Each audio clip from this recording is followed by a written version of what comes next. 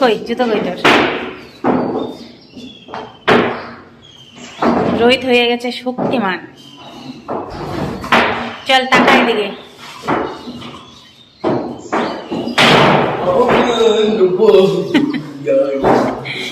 ছাদের দরজা খুলতে হবে। আসো আসো আসো আসো, আমি ছাদের দরজা খুলবো। চলো বাবা বলি, যাচ্ছি তো। ট্যাঙ্কি নিয়ে যাচ্ছি এখন ছাদে। ছাদের মধ্যে শুকাতে দেবো, শুকাতে। আকাশ তো মেঘলা রে পুরো।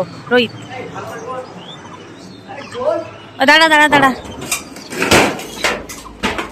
চল। এটা তো হালকা, ওই জন্য চারটে বাজে। এই আস্তে আস্তে, এখানে এখানে এখানে এখানে এখানে এখানে রাখ।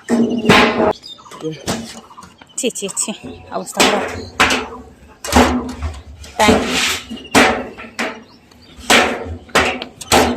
থাক, চাল কিনে আনবে বাবা, তারপরে এখানে চাল রাখবো, ওই জন্য রোদে দিলাম শুকাতে। চাল শেষ, আর একটা আছে, নিয়ে আয় যা। এদিকে আর একটা ট্যাঙ্কি নিয়ে চলে আসা হলো। এদিকটাই আস্তে আস্তে, অত জোরে কেউ রাখে? কি আছে, বস্তা আছে শুধু একটা। তো চলো এখন দুটো রোদে দিয়ে দিলাম, বাবা চাল নিয়ে আসবে, তারপরে চালগুলো ঢালতে হবে। আর রোদ এদিকে যাচ্ছে, দেখো সকাল সকাল অনেক ভালো লাগছে চারিপাশটা।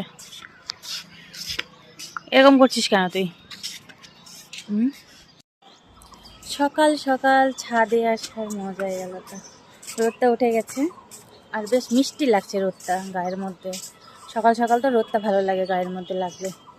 ওটা ওটা দাবাস না, কিছু করিস না, এভাবেই থাক। আর এখন তো কোনো কাজ নেই, রান্না বান্না তো কিছুই নেই, কারণ সবাই রোজা আছে। রোহিত আজকে রোজা আছে, দেখো দেখো মুখে দেখো, রোহিত আজকে রোজা আছে, সবাই রোজা, রান্নার কোনো ঝামেলাই নেই। তো চলো বাবা কতক্ষণে চালটা নিয়ে আসে।